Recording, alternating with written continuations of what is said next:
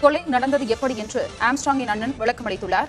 நான் பார்த்தபோது ஆம்ஸ்ட்ராங் ரத்த வெள்ளத்தில் இருந்தார் என்றும் சற்று நேரத்தில் மயக்கமடைந்தார் என்றும் வீரமணி தெரிவித்துள்ளார்.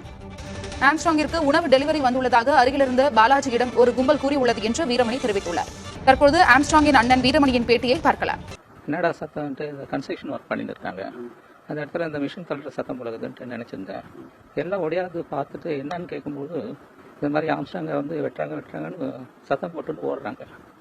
அந்த நேரத்தில் நான் கேட்ட உடனேயும் ஓடுனேன் அந்த இடத்த ஸ்பாட்டுக்கு போகும்போது எதிர்க்க எல்லாம் கத்தி வச்சுன்னு 2-3 பேர் ஒடியாடுறாங்க. எதிர்க்கும் ஒருத்தர் வந்து வெட்டினாப்புல, நான் மிஸ் பண்ணிட்டேன், அந்த இதை தபாஞ்சிட்டேன்.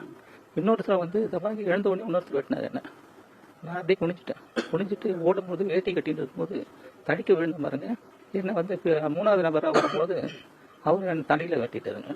வெட்டிட்டு கீழே விழுந்த உடனே முதுகில் ஒருத்தர் வெட்டு போட்டார்.